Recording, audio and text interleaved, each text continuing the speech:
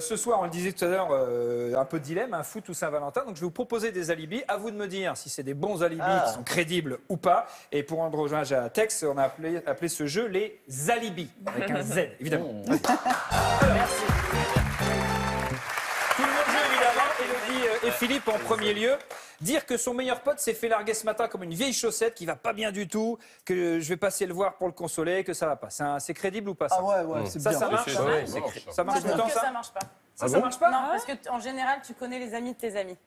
Et que... Ils le mettent dans le cou, généralement. Oui, Ah ouais, s'il est couvert, oui. S'il est couvert, ça peut marcher. Dire que la chaîne qui diffuse le match a besoin d'un traducteur espagnol, et ça tombe bien, parce que vous avez fait espagnol en LV2. Ça, c'est un moyen crédible. On n'y croit pas. Trop facile à vérifier. Tu regardes la télé, tu vois bien que le mec est pas dire que la voiture vient de lâcher sur la route et que la dépanneuse ne va pas arriver tout de suite. Est-ce que ça marche encore, ça? Tiens. Si.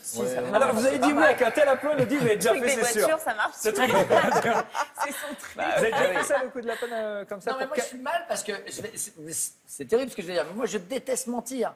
Donc, vraisemblablement, je vais aller voir ton film, parce que je trouve que ça va être super drôle, mais je peux pas mentir, moi. Ah bon? Je suis sûr qu'à chaque fois qu'on ment, ça se sait. Donc, je ne mens jamais. Et je dis ça à mes enfants, ne mentez jamais. Je peux pas avec une femme politique, je peux pas dire ça. Politique pendant des années. C'est le mensonge, c'est la base. Mais moi, je trouve que c'est le pire des défauts. Voilà, je pense que c'est le pire des défauts.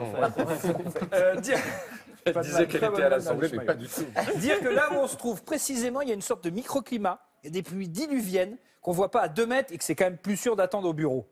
Ça marche? Non, ça marche pas. Ça foire tout de suite.